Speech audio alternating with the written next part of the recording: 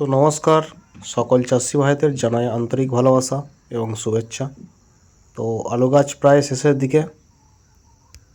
তো এই সময় মূলত আলুটা বাড়ার সময়, আলু যা ধরে গেছে, নতুন করে আলু ধরবে না।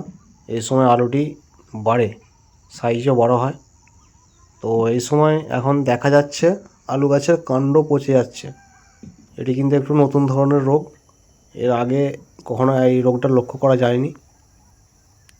ভালোভাবে লক্ষ্য করুন, আলু গাছের কাণ্ডটি পচে নষ্ট হয়ে যাচ্ছে এবং গাছটি মারা যাচ্ছে। দেখুন, গোড়া থেকে কাণ্ডটি পচতে শুরু করছে এবং গাছটি মারা যাচ্ছে কিছুদিনের মধ্যে। যদি এরকম হতে থাকে তাহলে কিন্তু আপনারা আলুর ফলন অতিরিক্ত কম মাত্রায় পাবেন।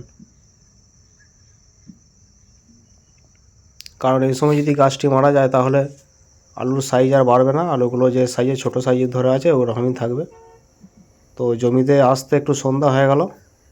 আমাকে অনেকেই কমেন্ট করেছিল যে আলু গাছের কাণ্ড পচে যাচ্ছে, কী ওষুধ দেওয়া যাবে। তো আমি একটা ওষুধ ইউজ করেছিলাম, সেটা কোনো সাইড এফেক্ট আছে কি, কতটা কাজ হচ্ছে সেটা দেখার জন্য একটু ভিডিওটা দিতে লেট হয়ে গেল। আমি আজ থেকে 3 দিন আগে ওষুধটি ইউজ করেছিলাম, তো খুব ভালো ফল পেয়েছি। সেই ওষুধটি আপনাদের সাথে শেয়ার করব আজ থেকে 3 দিন আগে ওষুধ দেওয়া হয়ে গেছে, আজকে 4 দিনে পড়েছে। তো রোগ কিন্তু একটুও আর বাড়েনি, যেটুকু হয়েছিল সেটুকুই শেষ, নতুন করে আর একটুও ধরেনি।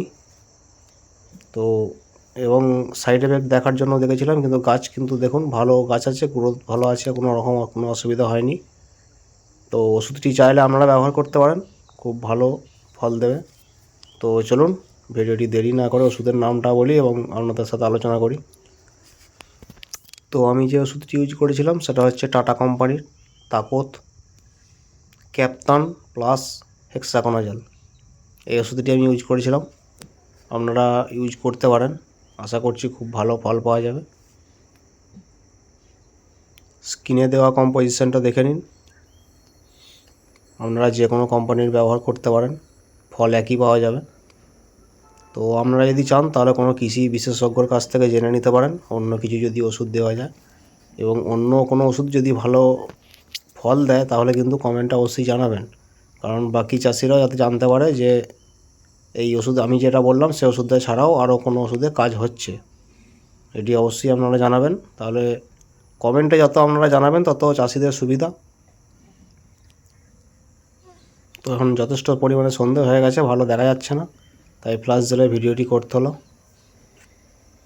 তো চলুন, সকলে ভালো থাকবেন, ভিডিওটি শেষ করলাম।